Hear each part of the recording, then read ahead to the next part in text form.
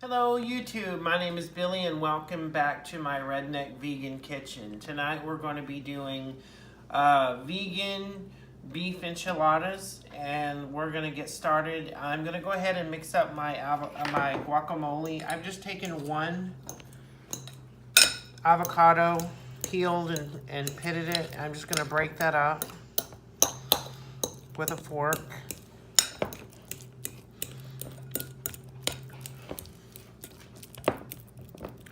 Okay, I'm just gonna put my garlic. It's 1 clove. And then some onion.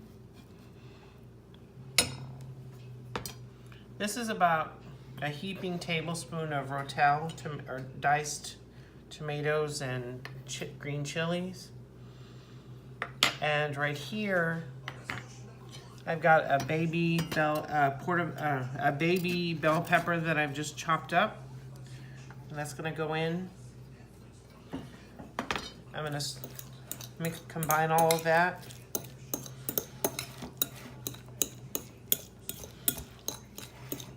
You could use a jalapeno if you wanted it hot. I didn't really want it hot, so I just used the red pepper.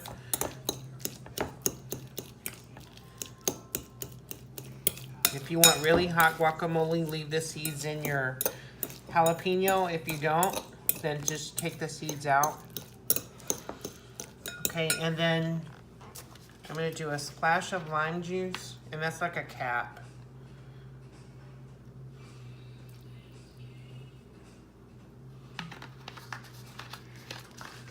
Okay, and then I'm just gonna salt and pepper to taste.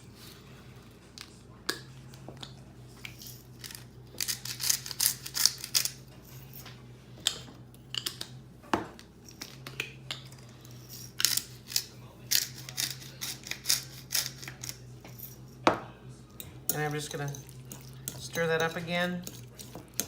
And then I'm gonna let that set. And the lime juice will keep your avocado from turning dark until it's ready to serve. And I'm just gonna set that aside. Now, the tortillas, in a medium-sized skillet, you're gonna turn that to medium. I've just got a small amount of vegetable oil. Take my corn tortillas. We're gonna be doing 6.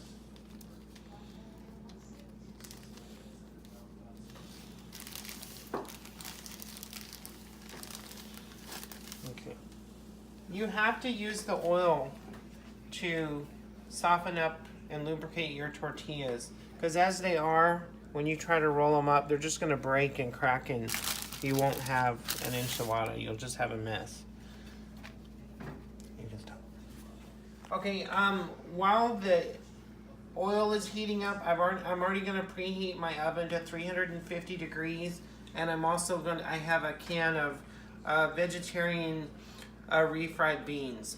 If you use traditional refried beans, you have to be careful because sometimes they use lard or, an animal product, like beef flavoring or beef broth to season the beans. I mean, you can make your own. I just used a can of the Rosarita vegetarian. Those are our favorite.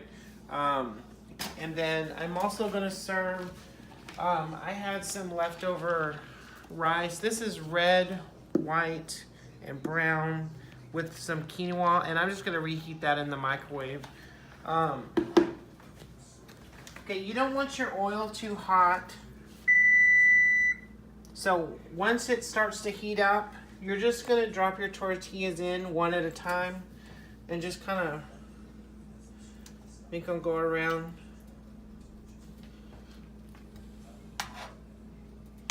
If your oil is too hot, it'll just crisp and turn really hard right away, and then you won't have a soft tortilla. You'll have a tortilla chip. So you just want it in there long enough to get hot. And then you just want to kind of shake off the excess.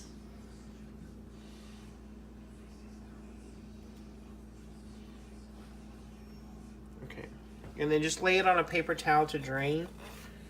So, okay, I'm gonna do this 5 more times and then I'll come back. While we're waiting for the rest of our tortillas to finish, in another large skillet, I'm gonna turn that to medium, and I'm gonna drizzle just about a tablespoon or 2 in probably a tablespoon in the skillet.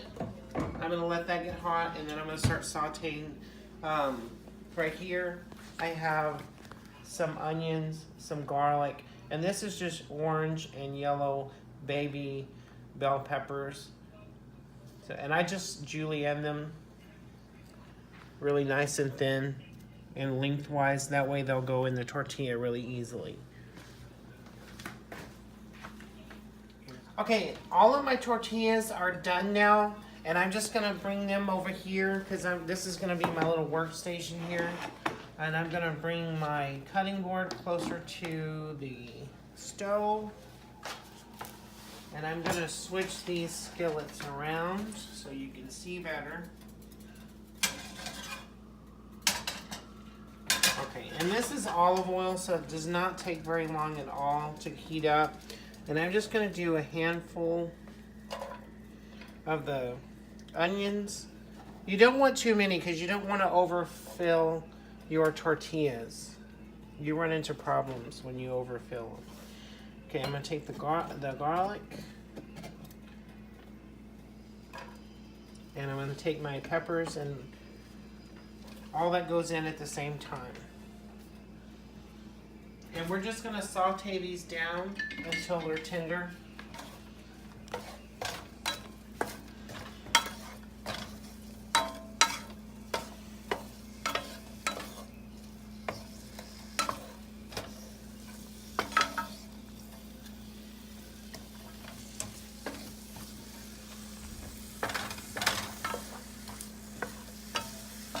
It won't take long because it's a really small amount. Okay, now for my meat, I'm going to be using the Morningstar Farms veggie grillers. If you look at it, this is in your frozen food section. It looks, feels, and tastes exactly like ground meat. It's already cooked and it's frozen. So once my vegetables are almost to the desired consistency that I want, I'll throw those in just to, heat them up and make sure they're done.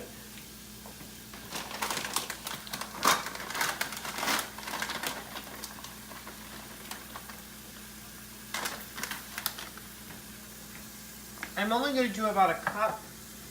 I'm going to be making 2 separate batches because not everyone in my household likes the onions.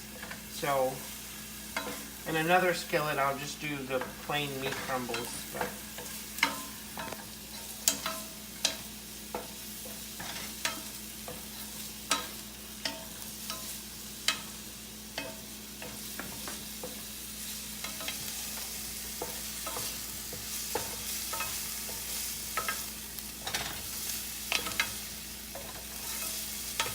alright. Before my garlic has a chance to start turning brown and burn, because you have to watch garlic, because garlic can burn very easily in the pan. I'm gonna go ahead and dump in my griller crumbles. That will kind of help cool the pan down a little bit, and it will keep the garlic from burning. And we're just gonna saute these until the meat crumbles, or it's meat substitute. It's not, there's no meat in it. But.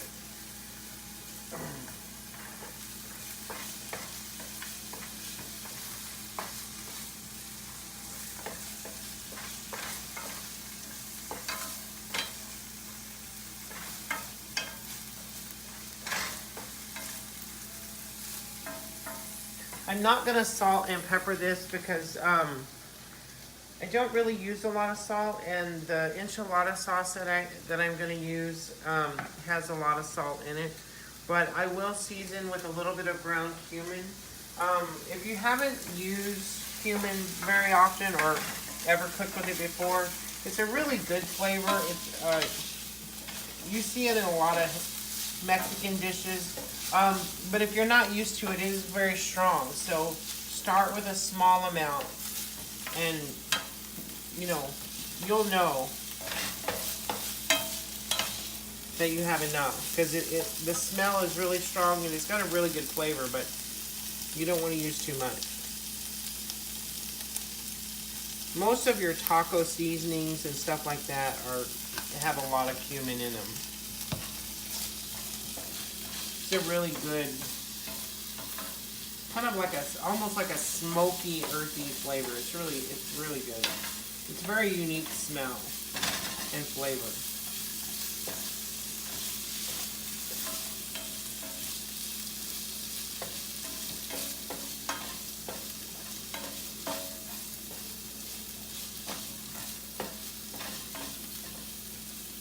Alright, that's done, so I'm going to turn that off. Now I'm going to have a little workstation over here.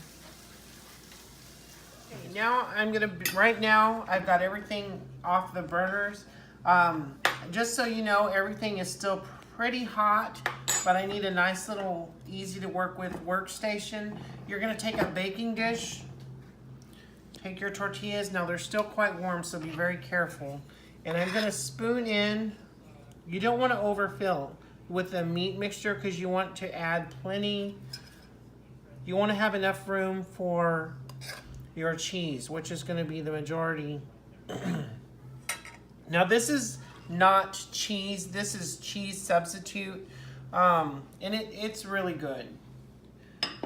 All right, and you're going to just put it in there, quite a lot, but not so much.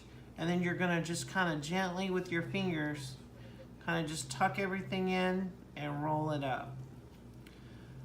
All right, and then we're gonna move that all the way to the end. Now you'll, excuse me, you'll know right away if you have too much stuff in the tortilla because it'll want to unravel on you. And if you press too firmly, it'll crack, and you don't want that. Sure I get plenty of those peppers.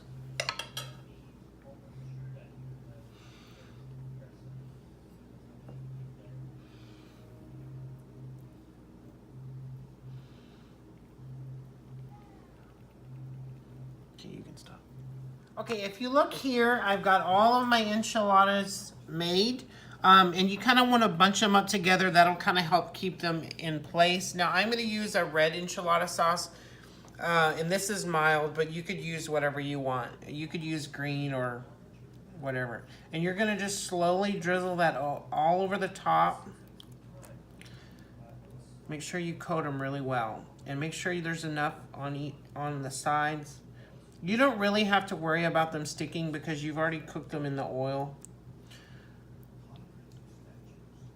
But make sure you get the ends. And make sure there's just a little bit around the sides because otherwise the ends can get a little crunchy. All right, now I'm just gonna use a little bit more of the cheese substitute and we're gonna sprinkle that right over the top.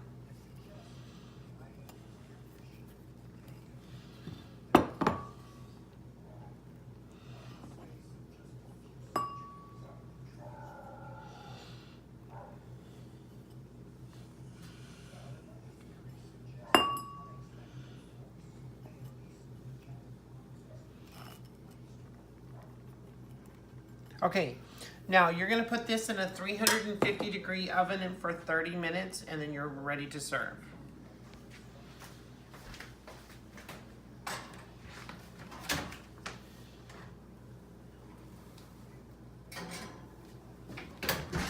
That's it. Okay, it's been 30 minutes and you'll know that they're done when everything is bubbling around the edges. You know they're perfect and ready to serve.